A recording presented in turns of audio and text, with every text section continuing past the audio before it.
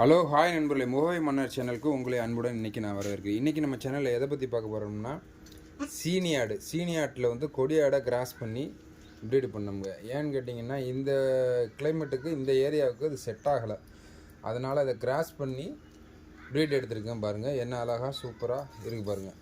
காது ஓரளவு தான் சைஸ் பெருசாக இருக்கும், நார்மலான சைஸாக இருக்கும். நல்ல உயரமாக தாங்குவாங்க கிடாய் வரும்.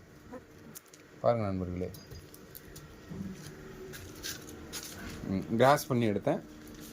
கிட்டத்தட்ட வெள்ளிக்கண்ணு அந்த கண்ணு எல்லாமே வந்திருக்கு. கலரு ஒயிட்டு, பியூர் ஒயிட் வரலை. அந்த தகப்பனுடைய இதில் தான் வந்துச்சு.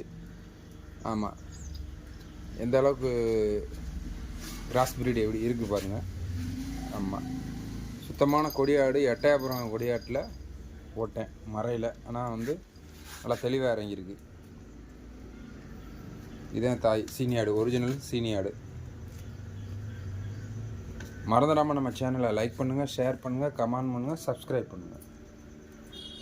ப்ரீடை கிராஸ் பண்ணி நம்ம பண்ணும்போது நல்லாயிருக்கு, ரிசல்ட்டு நல்லாயிருக்கு.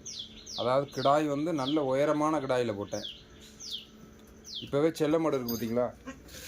இப்போவே ஆட்டுக்கு புருவக்குட்டிக்கு செல்லமடு நல்லாயிருக்கு, சூப்பராக இருக்குது.